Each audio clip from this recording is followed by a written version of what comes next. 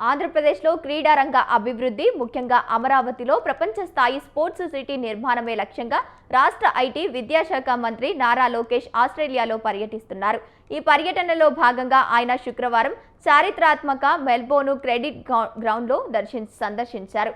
Credit Victoria ఎగ్జిక్యూషన్లలో సమావేశమయ్యారు.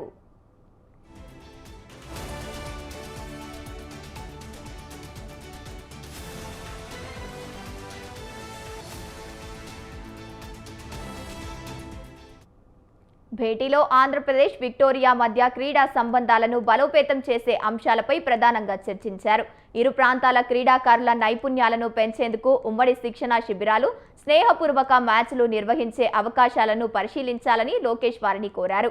ఏపీలో క్రీడలకు ఉన్న ఆదరణ, ప్రభుత్వం అందిస్తున్న ప్రోత్సాహాన్ని ఆయన వివరించారు. ఎంసీజీ కేవలం క్రికెట్ మ్యాచ్లకే పరిమితం కాకుండా ఏడాది పొడవునా ఆదాయం ఆర్జించే విధానం తనకు ఎంతగానో ఆకట్టుకుందని ఈ సందర్భంగా లోకేష్ తెలిపారు. మైదానంలో ఎలాంటి క్రీడా కార్యకలాపాలు లేనప్పుడు కూడా ఇక్కడ కన్వెన్షన్ బ్లాంకెట్ హాల్లో నిత్యం కార్యక్రమాలు నిండి ఉన్నాయని తెలుసుకుని ఆశ్చర్యపోయినట్లు చెప్పారు.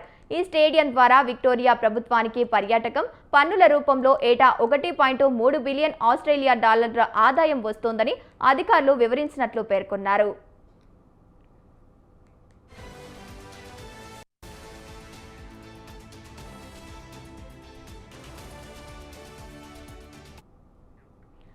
క్రీడలు కేవలం యువతకు స్ఫూర్తినివ్వడమే కాకుండా ఆర్థిక వ్యవస్థను కూడా బలోపేతం చేస్తాయని లోకేష్ అభిప్రాయపడ్డారు.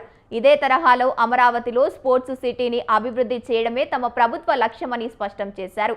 ఇందుకోసం ఆంధ్ర క్రికెట్ అసోసియేషన్తో భాగస్వామ్యం ఏర్పాటు చేసుకోవడం, హై పవర్ ఫార్మేషన్ అకాడమీలను నెలకొల్పడం, స్పోర్ట్స్ సిటీ నిర్మాణాన్ని వేగవంతం చేయడమే తమ రోడ్ మ్యాప్ అని ఆయన వివరించారు.